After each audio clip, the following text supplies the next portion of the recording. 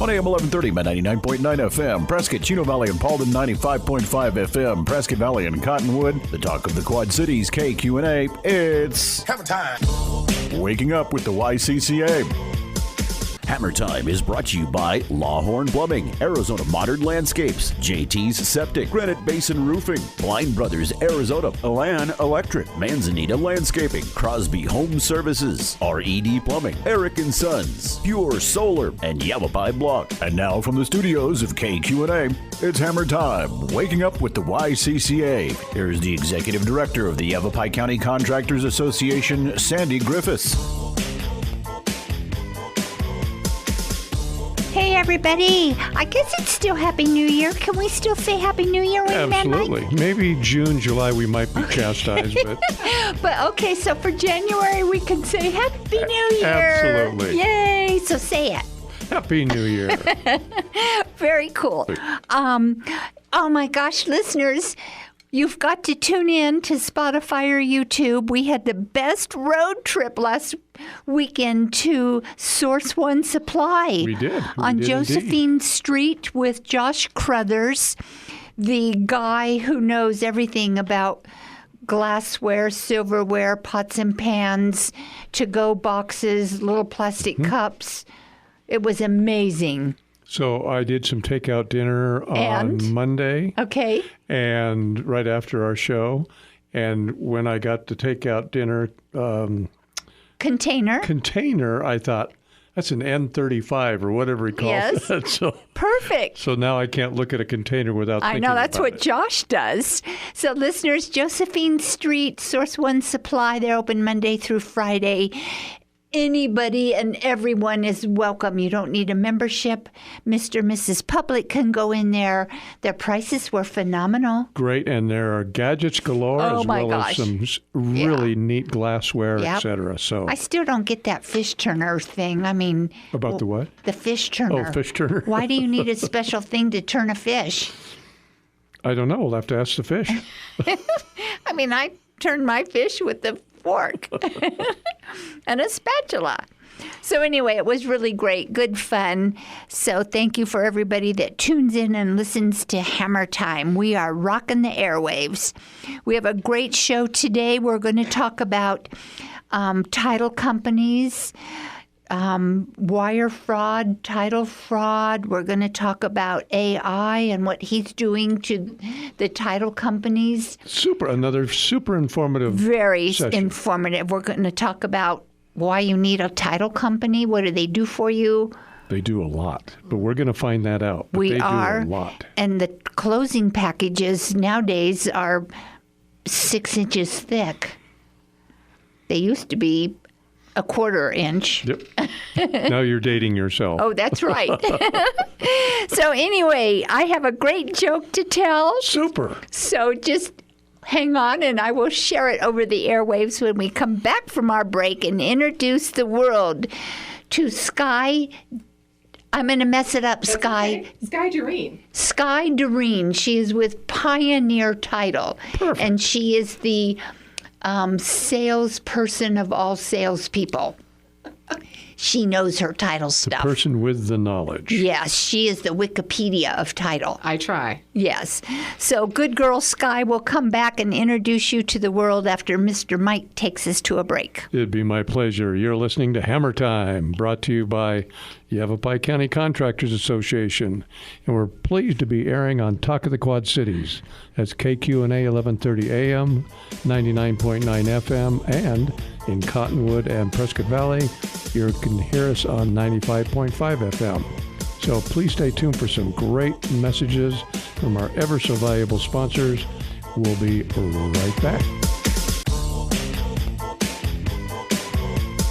You're listening to Hammer Time, Waking Up with the YCCA, a presentation of the Yavapai County Contractors Association. Once again, here's your host, Sandy Griffiths. Happy New Year! I'm going to like saying this until January 31st, and then we're in trouble. You got a few more days to milk that. I do. So good morning, listeners. We have a great show with you, or for you this morning, with Miss Skye Direen. She is with Pioneer Title, and we're going to talk everything title related this morning. The good, bad, and the indifferent. Yes. Yes.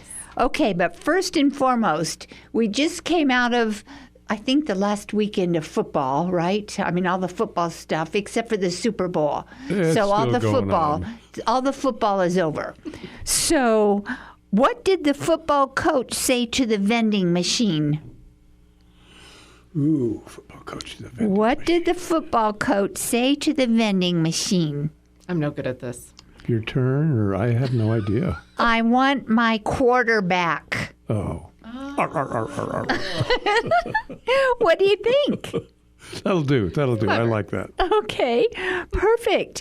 So, Miss Skye Direen, the Wikipedia of title insurance and title packages and title information. I sure try. Yes. What do you want to know? Okay, what the heck is title insurance? Why do we need it? What good does it do? And it costs a lot of money. And our closing packages are 6 inches thick. We have to sign at least 500 times. Yes. Okay, so So there you go. Take it away. One step at a time. in Yes. order. Yes. So title insurance protects the buyer to make sure that when we did our title research that we didn't miss anything. We didn't miss any liens, encumbrances, because anything attached to the property stays attached to the property unless it is cleared. So when property changes ownership, it's part of our duties to do the research and make sure all those things are resolved. Such as if a company or a property changes ownership and the previous property had a lien on it. And it can be any kind of lien. I mean, there's all Right. kinds of liens, right? The most obvious is if you have a mortgage. Right. First, second, reverse, Right. whatever. Any of the above, that's going to have a lien against the property. But there's federal tax liens. There's HOA liens. HOA liens. There's contractor liens if you didn't pay right. your contractor. There's all kinds of things. So your job is to make sure that those attached liens are taken care of and they don't accidentally get assigned to the new purchaser. You are correct. I mean, more or less, yes. It's our responsibility to do the research. I Okay. see our very knowledgeable co-host over here. No, he's got it down. It amazes me. We were nerding out over the break. He knows more about title than I expected. know. I don't think so. But yes, so more or less, and there's a lot that goes into it. That is one piece of what we do. But that insurance is to protect the buyer and make sure that we didn't miss anything or there wasn't, the records are available, but sometimes they go very, very far back. Maybe there was something that we didn't find. It happens. It doesn't happen all the time. We don't want it to happen frequently at all.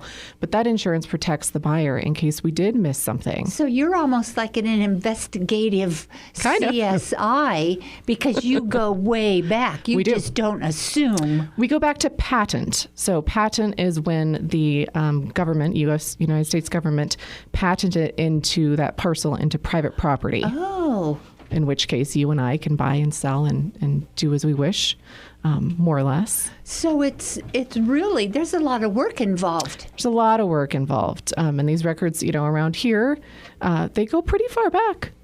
Yeah. And, So- and then I want to address your other question about the cost. So if you're somebody that's bought and sold property often, you probably realize, but a lot of first-time homebuyers don't realize, it's a one-time cost. So yeah, it's not insignificant, though in the grand scheme of one's closing costs, it's Right. also not that much either. And it is negotiable who covers that cost.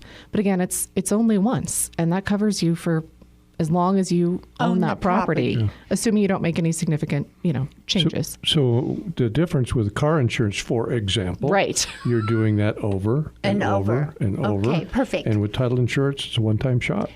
So Skye is when you do title insurance and close on a property for a resale, a home that has been previously owned, is your research and the paperwork processing any different, say, when Mike closes on a new home, first time purchaser?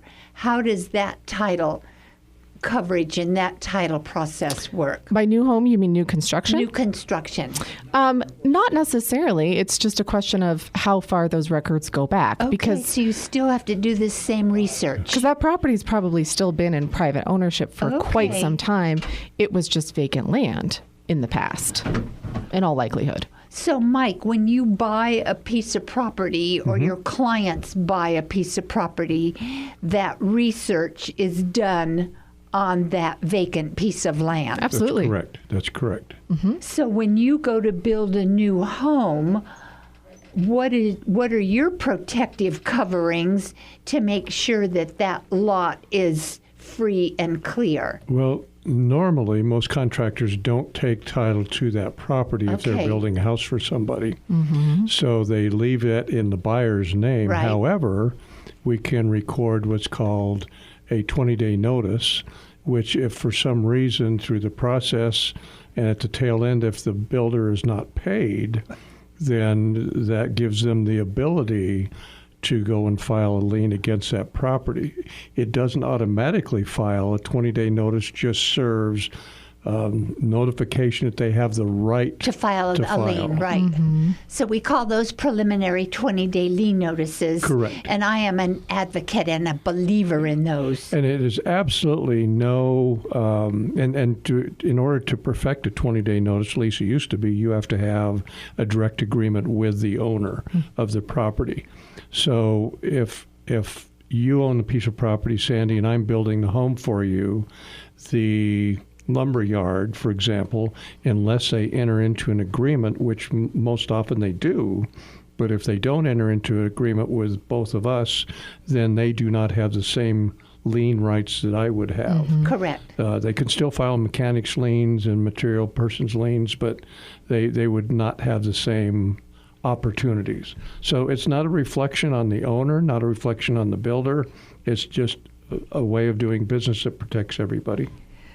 So I guess, Skye, then in simple terminology, your process, title company process, is to verify that the home seller has the legal right to sell that property, right? Exactly. That's what it comes down to. Yeah. And for example, you may have owned a home that you're in for, let's say, 40 years. And along the way, 37 years ago, you took out a loan that was recorded against the property. You paid it off, but for some reason that was never released. And so when I'm buying the home from you, the title company is going to say, "Oh, wait a minute, Sandy, there's a lien that's filed on this property. Do you know what it's about?" And blah blah blah, so that they can then go and get that lien released. Does that happen a lot, Skye?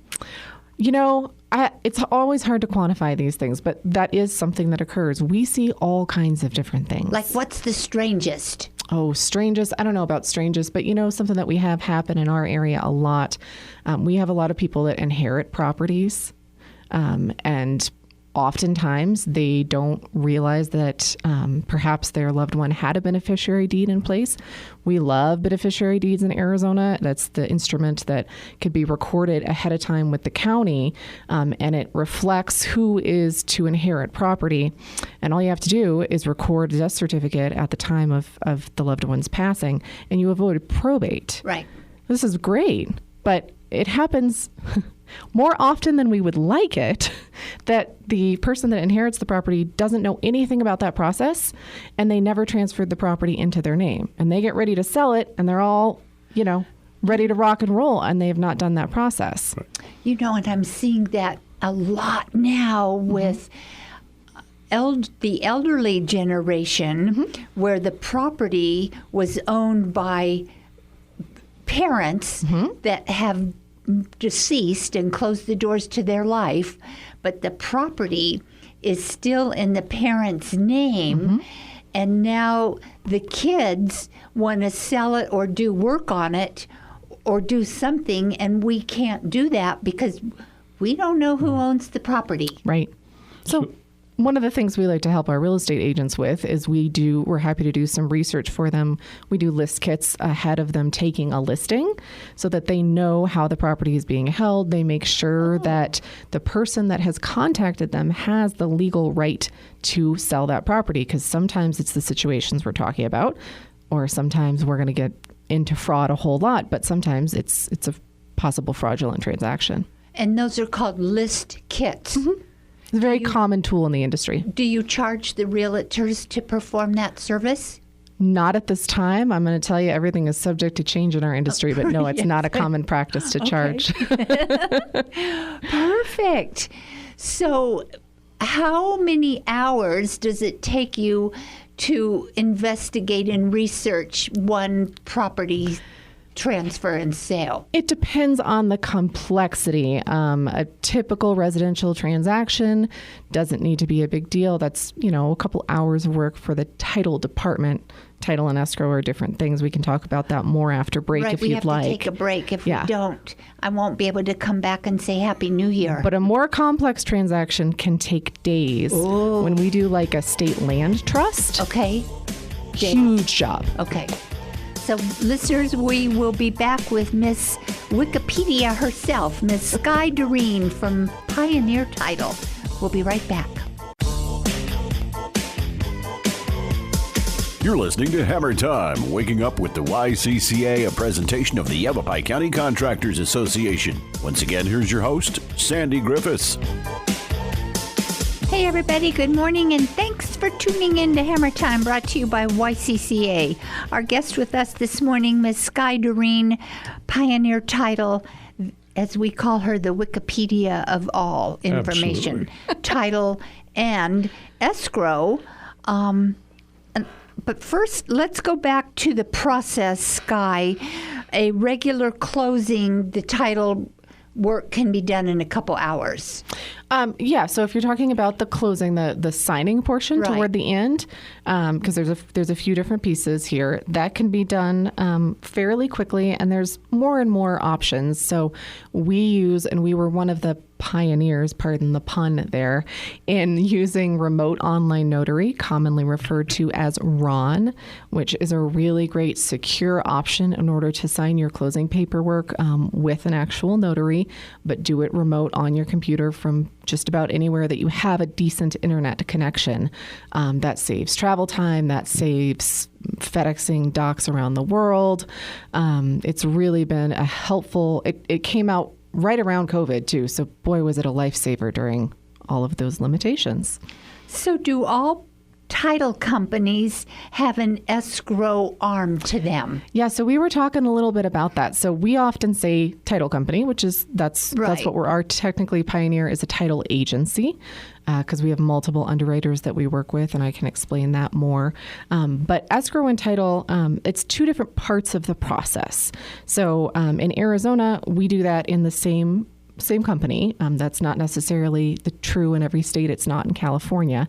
So escrow is the neutral third party. So they handle all the communications, all the back and forth between all the parties, buyer, seller, agents, lender, insurance company. I mean, they do the heavy lifting. They do a lot. Both departments are incredibly critical, but they're also the ones that do all the accounting, right? So they're the ones preparing the final settlement statement, ordering payoffs, coordinating with the lender, ordering HOAs. I mean, these professionals, they do a lot on many different files at the same time.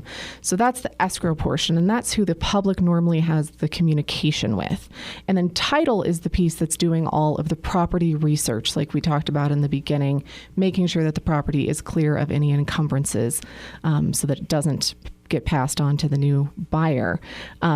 What people don't always necessarily understand moving from other states, in a lot of parts of California, those are totally separate companies. Here, it's two different departments in the same company. And the reason that we keep that separation is because you want to make sure that escrow, who has the opportunity to make a little bit of bonus income on top of their salary, you really don't want them doing the title research, right? Because we want to keep that incentive disconnected. But it's always interesting because when we have clients that come from California, they say, okay, so we're going here for the escrow. Where are we going for title? Okay, interesting. Same place. And where's the attorney? Yes. Exactly. So that's the other piece. We're an escrow state, not an attorney state. And the feedback we get from clients that move from attorney states is this is a much easier process for them. Escrow really makes it much easier on the clients overall. So how long have you been in the title end of the business? Good question. I've got over a decade in title. I'm sales, so I don't touch the files, but I really pride myself on trying to know as much about my industry as possible so I can be a really good resource for my clients. So your goal then is are you out talking to builders, or who are you selling your wares to? Anybody that'll listen to me don't, but primarily, yes, real estate agents, lenders, Okay. builders, attorneys. If they need some help, probate situations, all kinds of different situations they might need titles help with. So what sets Pioneer Title apart from all our other title companies we have in town? I'm glad you asked. So I'm relatively new to Pioneer. We joke I should have been there years ago, but you Correct. live and you'll learn if you're lucky. But Pioneer is family owned and operated. We've been around since 1985. It's the second generation of ownership within the family now, which is really special. We started in Southern Arizona. And we really support the smaller community. We're everywhere. We have over 70 branches. Wow. In Arizona. Whoa. And we're just in Arizona. We take care of our own, but we are in just about every tiny little town you can think of. There's a Pioneer Title with local people that know the market, that know the area, and are there to help. And that's really significant.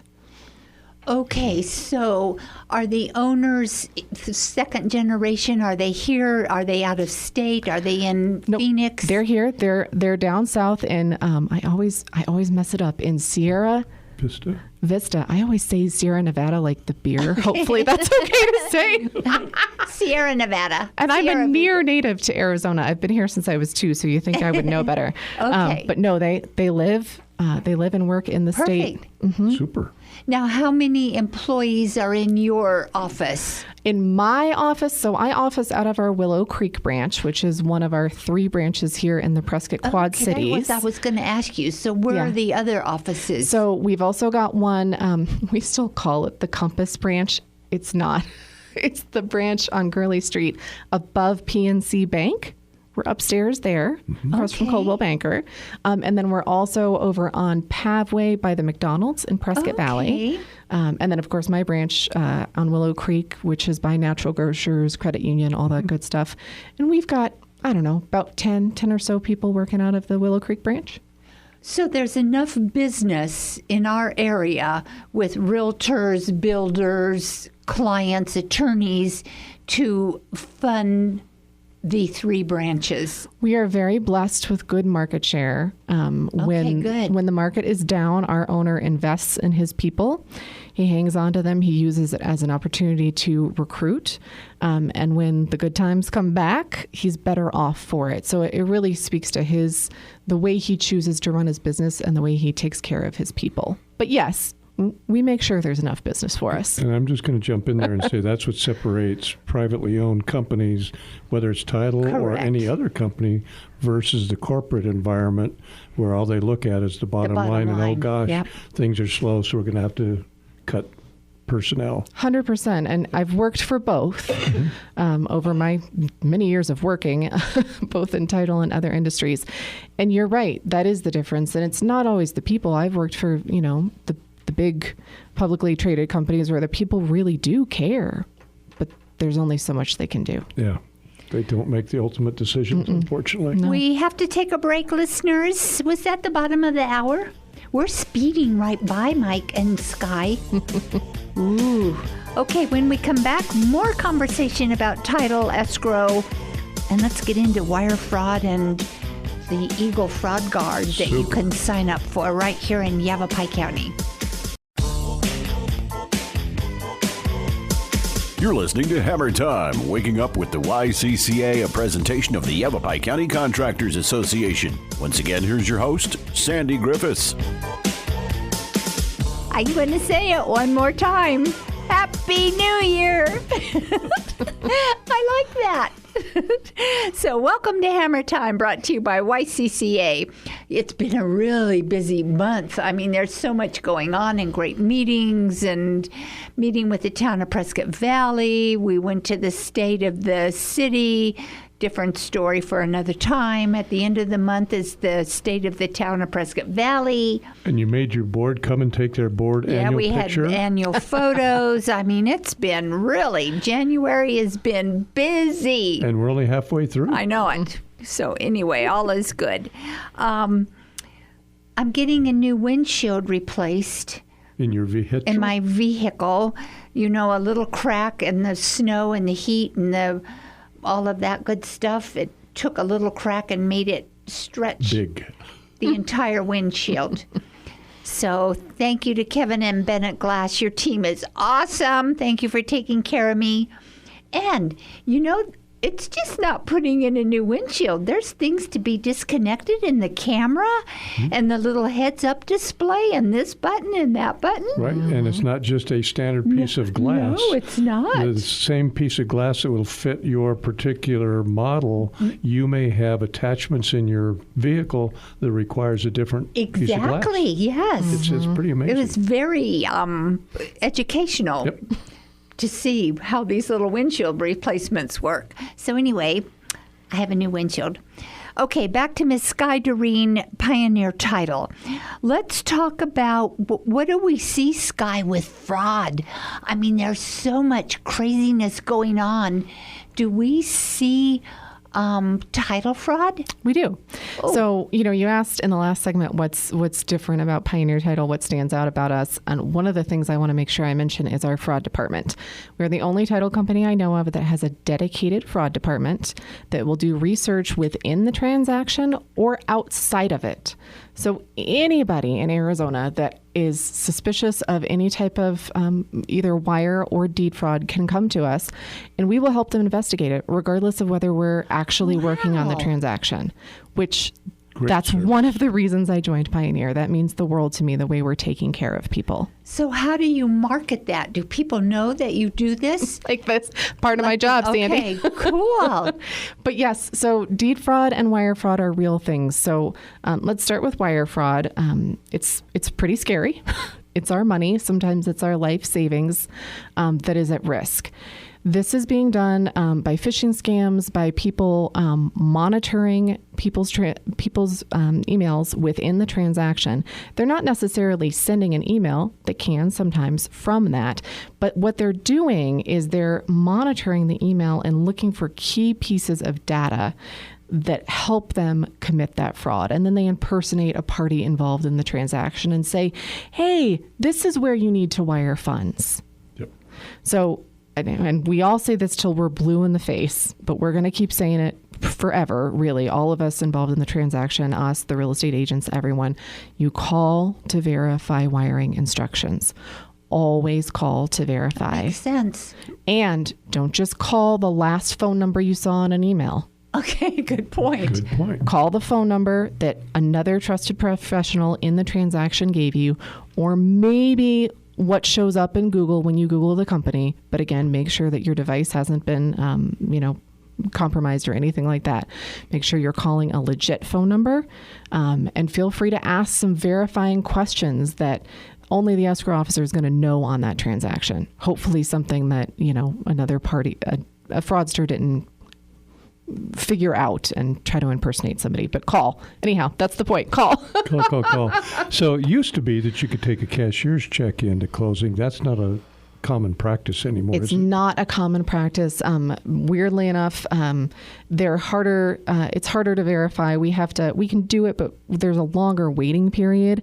So, we say all this about wire fraud, and I'm glad you bring that up.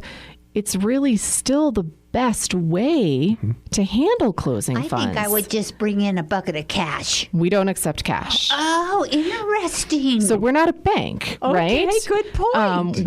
We facilitate funds, but we have a trust fund for cash. escrow funds. Okay. Period. We don't accept cash. We occasionally have people that bring in wads and want us to handle it, but that is not part of our process. So wire is still most efficient, and it is the most secure, assuming it is legit. Interesting. Would agree. But we do have wire fraud that takes place. We do, and sometimes Unfortunately. funds can be recovered. Sometimes not. Sometimes they can't. Sometimes they're partially recovered. We don't want to wind up in that situation. We work directly with the government to, try to facilitate if somebody does lose funds, and we have had success before. But really, the most important thing is making sure that wiring instructions are accurate before you send any money. Interesting. Yeah. Now let's talk about right here in Yavapai County. Any homeowner or I wonder business owner as well. I'm questioning that. Can they sign up for Eagle Fraud Guard? Well, it's for property owners, so I don't see why not. If they own the property and it has a business on it. So what we're talking about now is deed fraud, which Right. is separate from wire fraud. This is where somebody illegally takes ownership of your property, and it's becoming more and more common. Right. It is most common, and I say most common because we can't take anything for granted, unfortunately. It is most common with vacant property, second homes, properties that don't have liens, a mortgage, or something like that against them. They're just kind of sitting there. And here we have a lot of second homes, and we have a lot of that property type. And so it's become more and more common for deed fraud to take place on those properties. But you brought up Eagle Fraud Guard. So our wonderful Yavapai County, they were at the cutting edge of this. They, I think, were the first county to enact such a program, and other counties have followed suit. That we were the example. Yay. Something to be proud of here in Yavapai County. But they have a program called Eagle Fraud Guard. You can find it on the county's recorder website, and it's really simple and easy to sign up for, and it will alert you if anything is recorded against your property. Now, the unfortunate part is we're talking about after the fact, but it is a lot easier to address things if you know immediately rather than months or, God forbid, years down the road. Is it typical when they try to transfer the property into their name to use a quitclaim? Is that the most common? Yeah, it is the most common. And, something I've heard just people talk about is, well, shouldn't the county call to verify? I'm here to tell you, I'm going to stick up for the county. They don't have the capacity. Those gals and fellas, they work their tails off down there. They save us all the time on late recordings. And I mean, they really work hard.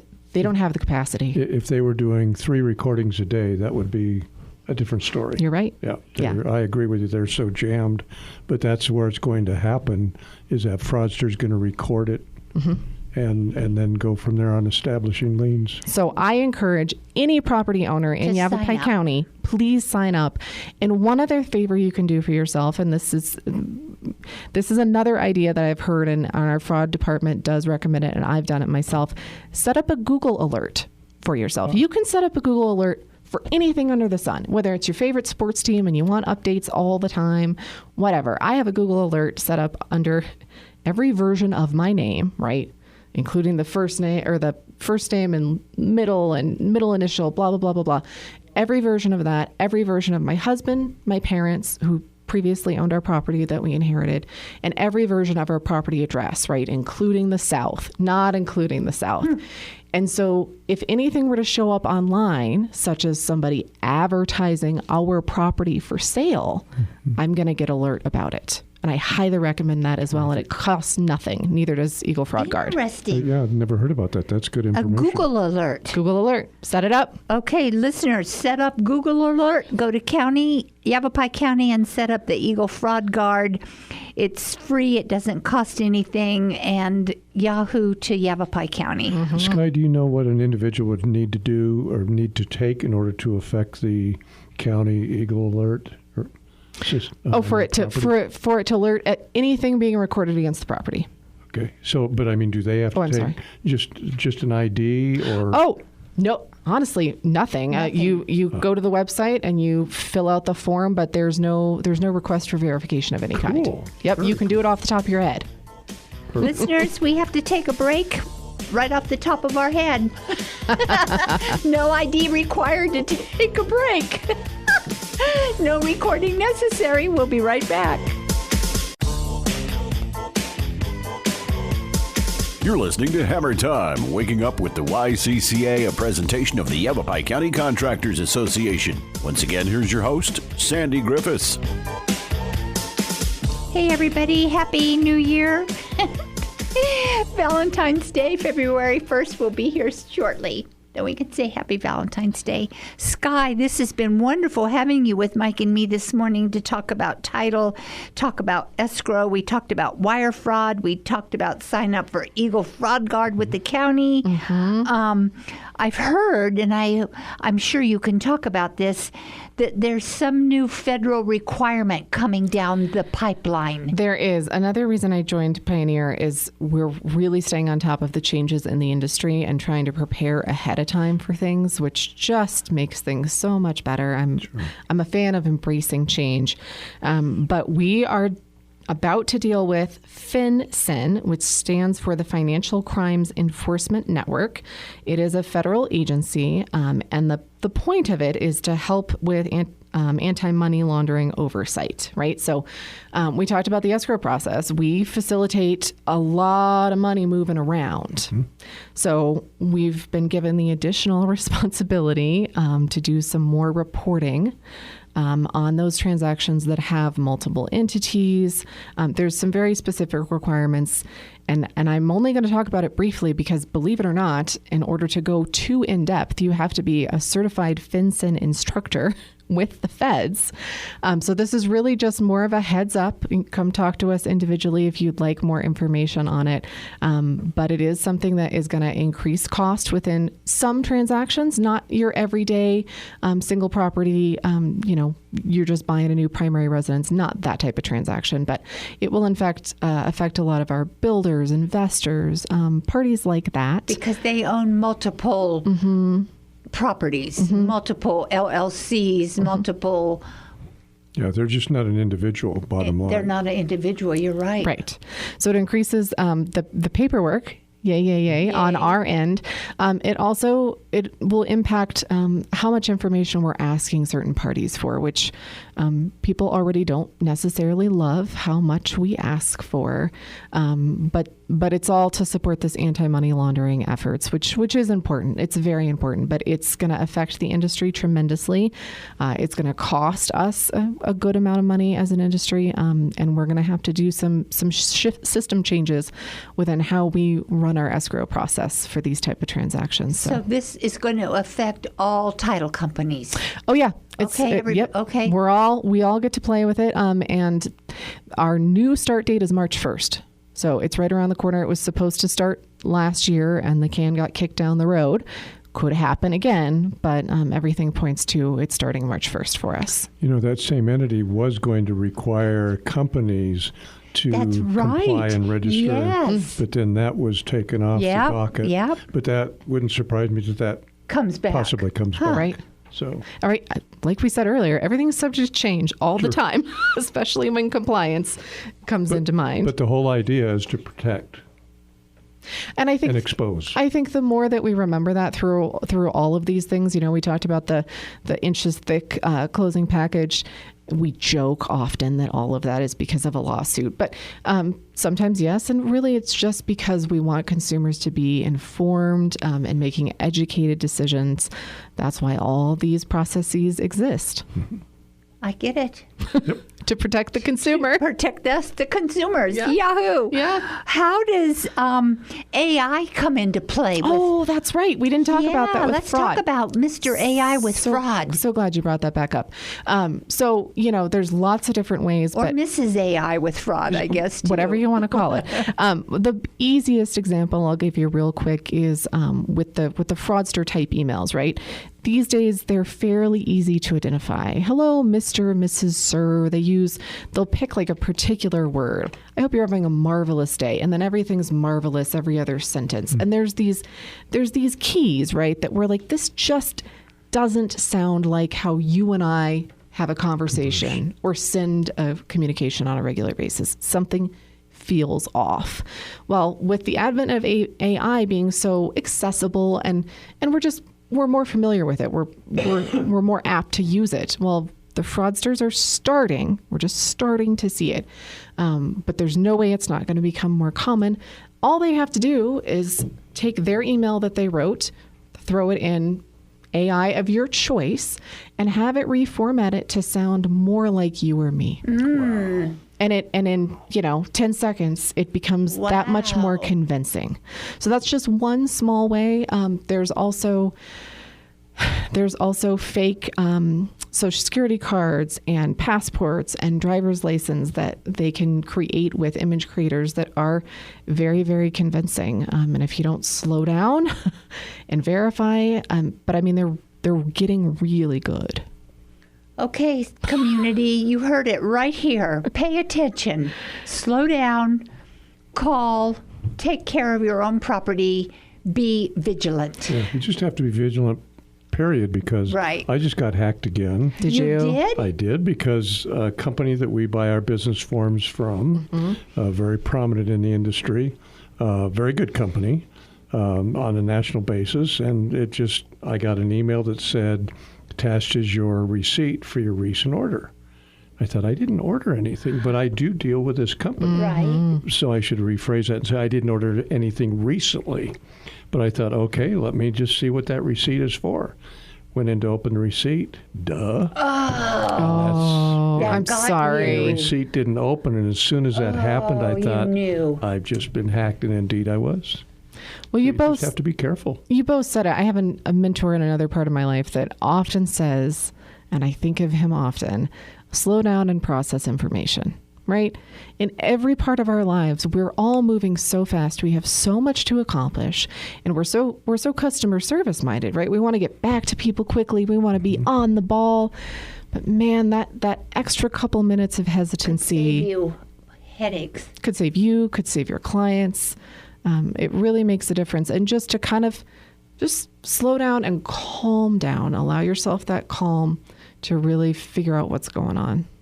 So did you change all your passwords? I had to, yep. But there's always a workaround, because in that particular case, had I taken a slower reaction and slowed down, what I could have done is picked up the phone and called that company and said, I just got an email, want to make sure it's legitimate, da-da-da-da-da, and then I would not have had the problem. But, yeah, in my race to get things done. Ooh, sorry. Yep. So, Skye, share your phone number, how people can reach you. Should we have folks that want to start to use Pioneer Title? We have realtors that want to start to use Pioneer Title. How do they find you? How do they talk to you? Please. How do they connect to you? I'm pretty easy to find. There's not a lot of Skies, so that's pretty easy. We talked about that earlier. But you can find me at our Willow Creek branch. That phone number is 928-778-2222. Real easy to get a hold of there. And you can also find me through the Prescott Area Association of Realtors. We are right next door to them, but I am a affiliate member there, so you can find my contact information that way as well. Pretty easy to find. And again, why should folks start to use Pioneer Title? I think a lot of us around here really value community, and we value locally owned and operated. And we really have quality expertise here. We have people that have been working in the area for a long time. That matters here. We didn't touch on this with title research, but we have a lot of unique situations here. We have pre-modern subdivisions, which is usually anything before the 1950s or 60s, which is just going to try to be kind and say they were kind of done wonky. So that requires some extra expertise. It does also affect the type of title coverage you can get, but that's a conversation I can have in more depth with anybody who wants to. And also things like mining claims, right? Like I live up in the Walker area.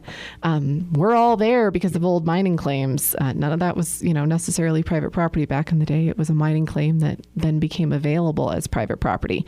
But those records are kind of tricky too. So it's funny. I've worked with a lot of escrow and title professionals in my years, excellent ones.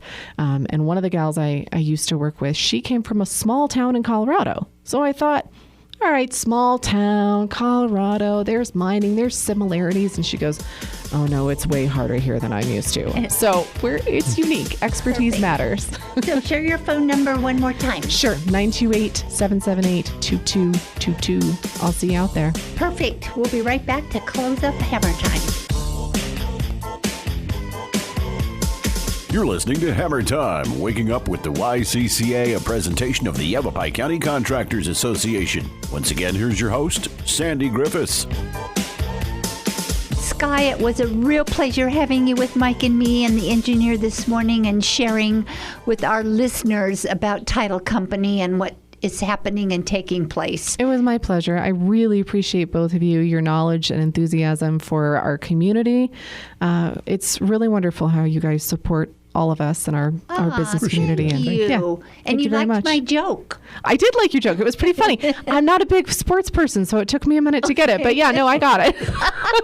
So listeners, if you need YCCA, 928-778-0040. We are here for you. We love you. We want to take care of you. All is good in the construction community.